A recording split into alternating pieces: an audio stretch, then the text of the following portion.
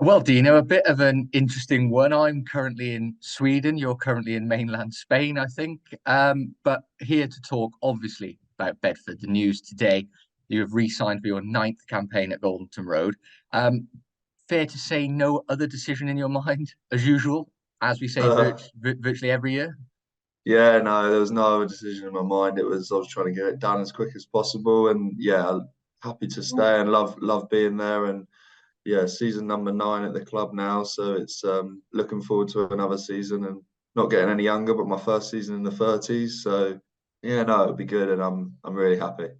And going into that new season, it's fair to say that players have a break. We come back for pre-season. You've actually been keeping yourself pretty fit by the looks of it in Spain. You've been challenging me to loads of running competitions and things. Do you feel like doing that is going to give you the best chance going in to next season? You haven't really had a break, even though you're in Spain currently. Yeah, I think it's good for lads to get away, do what they need to do, rest the bodies physically. But then I think Jamie sent out a few programs now, and it's now ticking down. So it's sort of 4 weeks left now that we've got till the start of pre-season, and boys will be now putting themselves through a little bit of paces, ready to get ready for sort of pre-season because you don't want to go in empty-handed. You'll want to do a bit of running, a bit of to get up to standard, so then we can get cracking straight away. Really, because if we're not ready there, then we'll know about it. So you want to do a bit now, and then we'll get going later on in the season, and definitely it will help going into pre-season because if you do nothing, pre-season hurts otherwise. I'm sure. In the 8 previous campaigns that you've been involved in, it'd be fair to say it's a bit of a roller coaster. You've had some ups, you've had some downs. It feels like at the moment the team is very much on the up. We've done that the last two seasons we've been building. Do you think we keep on the crescendo this season, and how do we go about doing that? Yeah, I think for me it was like I think we built on the season before, so we've obviously gained the place up, but I definitely felt that we built on that previous season. We need to work maybe a little bit on getting a little bit more consistency in games. I actually feel like we did a reverse. We were really good away the previous season, and then we're really good at home this season. So we need to sort of put that together and try and maybe take on. Obviously, Jersey and Elam were the ones that sort of ran away with it, and Cov sort of had a real good end to the season. But we need to sort of get our own idea, and we'll concentrate on ourselves on that. But it's getting an understanding of concentration throughout the whole season. I think there's sometimes we lapse concentration really in some games, and we need to hype up games where we go away to places that we obviously will find difficult. We lost the Coldie and Nottingham away this year. We lost quite a few away games that we should have been really challenging. And yeah, I think it's the Ealing and the Jersey games. We know that you can get up for those ones. It's the ones that we need to sort of go away and be fully concentrated 100% for the whole time. How do you as a squad try to achieve that consistency? Because it is very difficult, particularly when you're a part-time professional team. You don't see each other all the time. It's fair to say, looking at the table, most of the times the league, anyone can beat anyone. I guess the Mm. difference is mentality, composure, the big moments, all those kind of things. How do you try and achieve that consistency? Because it's something that basically every team wants to achieve, and it's whoever Yeah, achieves it the best wins the league. I think like none of these games that we sort of lost in, like there were lack of effort. I think us as players would give 100% in pretty much all the games. You can probably tell, and the fans would probably say that as well. And I mean, there's nothing for a lack of effort. It's getting that really finite clarity of when we're up in a lead, or we're set up in some games and we give it away at the end, or we go down and then we get back into the games. Too many ebbs and flows. We need to be able to control a game better. I feel that's one way we can do it, and whether that's getting an understanding of clarity of calls and people on the pitch and what to do in different scenarios. And I think that will come as sort of lads are getting the younger lads that we've been there getting more experience. Then we've got a few older lads now. I think we got some new signings that look really good as well, some champ experience. So that's a good idea. I think all in all, it's gonna be a good season. This one, I have a good feeling about it. I feel like we're gonna go pretty well, and then hopefully get that consistency we talk about, and hopefully we can get into sort of that first, second, third position that we sort of would like to take this next step up. One of the words you used quite a lot there was clarity, clarity of judgment, clarity of calls, and all that kind of thing. We said it this time last year. We'll say it again this year.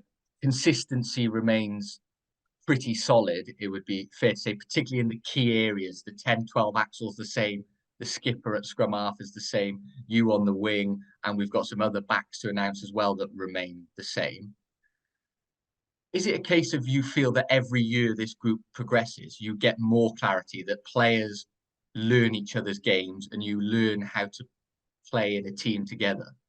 Yeah, I think if you say anything like playing with the same players, you know what they're going to do, you know where they're going to go, you know what they want in the game. It's understanding that the more you play with someone, the better understanding it gets, the better understanding you get of the person next to you, the better understanding I get of the outside centre, the fullback personally, or I'm sure it's the same for sort of the 9 and 10 and the forwards themselves. So it is good that we've got that consistency within the squad. I think going forward, I think it's only going to be a good thing. We just need to, I feel like, in training, have a better understanding of each other's roles, not switching off. We don't have much time together because obviously we are part time compared to the full time teams. So every training session we can't miss. We got to be on it 100% every training session. I think that was probably something that we lacked as players. Not coaches. I think players, sometimes we slipped on our training levels last year and we had some poor weeks building up to some games. And I think if we don't miss a session, we only get sort of an hour and a half on the training paddock every sort of day that we are there.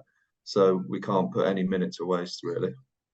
Yeah, and in terms of that consistency, you're going to have to be very consistent against the Premiership sides. It looks an exciting campaign on paper. Still don't know the fixtures yet, which is frustrating. Hopefully, we'll have them by the end of the month. It's obviously difficult for players to plan and do all those kind of things. We don't know if we've got a Boxing Day, New Year this year. But what we do know is a lot of games. We think 15 at home, 15 away. A couple of the Prem boys either come into town or we go to them. 3 local derbies, Cambridge, Coventry, Amptill, and some decent trips as well. Despite all the negativity around rugby at the moment, it looks a really exciting season for Bedford next year. Yeah, definitely. I think it's something new for me. I've been in the league 9 years and we have never had this sort of Prem Champ Cup. So that'll be really, really good to get stuck into. Um, Going to away to some of the big boys and playing. We've not done that before. We've had them drop down in the league and we've gone to the likes of Bristol, Worcester and places like that. But it would be great to go and challenge some teams that you've never played. I actually said that to some of the lads and said, "Oh, how good it would be to go to like Bath and play at Bath, and or Harlequins or something like that. That would be great to go and play against and test yourself against the best. Really, I mean, they might not have all the World Cup players out, but they'll definitely put some good players in there, and it'll be good to test yourself against some of the best. And at the end of the day, that's what you want to do in rugby. So you want to test yourself against the best, and then the league itself, though, I think it looks really good going forward. I mean, for us as Bedford, we got Cambridge now involved in sort of a triangle of a derby with Amptill, and then you got Coventry obviously as well. So yeah, no, that looks really good. And then I think it's going to be a great season, not only for rugby itself, as in sort of that, but I think Champ Rugby is going to put itself back on the map because I think this season's going to be a really good one. You know this question's coming. You've known I'm going to ask it at some point. The extra games gives you extra opportunities to increase your try standings. We made a joke at the end of season dinner. Mike was saying, "Oh, Dino's only six off Wetsy now," and we were looking around the room and Ben Whetstone wasn't there either. So the joke didn't really land. Neither of you were actually there, but that's obviously the next target. 6 to get to Ben. I think it's 30 off top, 30 games. It's kind of written for you, isn't it? 30 and 30 would have been pretty impressive. I don't think I've done that. But yeah, I mean, it would be great to get anywhere near that sort of level. To get 6 is probably the next best, and I hope to do that. But yeah, no, it's great. And as I've always said, try scoring is the only good thing because it means the team's doing well. And the team's doing well is the main priority. So if that's what I'm doing, then great. And if the records come, which will all be good. Do you think last season was a bit of a transition with you? You talk about going into your 30s and all that kind of thing. Defense was one of the things that you prided yourself on last season. You obviously had Booge around you, influential players, Maisie Louis at 10, Daisy at 9. There were some younger players in there. We had a couple of Saints boys in there. Sean French, his first season in Bedford. Was it the start of the transition for you last year where you went from into the senior leadership group? Yeah, I wouldn't say I'm a big leader in terms of like talking, or I'm not that kind of guy to be talking to players. I'm more like to do it in actions rather than anything. I like the idea of performing well, and hopefully that transitions into some of the other players, whether that's just a kick chase to a tackle or a high ball, or I don't know, defending really well on the wing or turnovers or something like that. That's something that I really worked on with Booge this year. I sort of did a bit over in France on defence, and I think that's definitely helped me going forward. Is my defending's got a lot better, and it's working with Booge to understand how I can be a defender and be a controller, because technically you can see the whole game being on the wing as a defender, and you can get really help the boys inside you. So that's something I worked on with Booge, to try and be that sort of leader from the edge, sort of D, and then work really well with sort of the people inside me. So that's something that I really enjoyed doing last year, and I sort of thought going forward it was a lot easier, and I was getting a lot better at it, as in my defending. Mentioned him there. He's a player that a lot of the boys talk about. Player coach role is not easy. He's one of the best I've seen at it to be able to do it. How influential is Michael Labujar to the team at the moment? 100%. I couldn't tell you. I was surprised because I've known Booge for a pretty long while, and I've seen Booge pre when he was, yeah, Booge, and I'm not going to say any more. People probably know what I'm talking about. So, Yeah. um, yeah, I've seen Booge grow, and to see him now where he is now is unbelievable. Like his coaching ability is unbelievable, and we've had some great meetings, and he puts on a real good show and like presentations, and boys get buy into that and understand what he's sort of trying to promote. And I think going forward, our defense will be a lot better with him, and definitely even attack. He helps in attack. He helps in defense. He's a great role model, and he's also a voice on the pitch, another voice for sort of Daisy and Maisie to sort of go to on the pitch. And I think that's definitely helpful. But yeah, I've seen a big surprise in Booge, and this year will be his second year at this sort of doing that sort of role, and I think he'll only grow. So it's only a good thing for Bedford. You are the start of a Club Legends week for us in terms of announcements. Well, club stalwarts. You're not quite a legend yet. You're not top of the try scoring No. standards. It is the start of a Club Stalwarts week. What that means is, for supporters listening to this interview, for the rest of the week, there are other re-signings. You've hinted to it. We've got a couple of new faces. Can you just tee that up over for us for the next few weeks? You know who's already been announced. You can talk about them if you want to.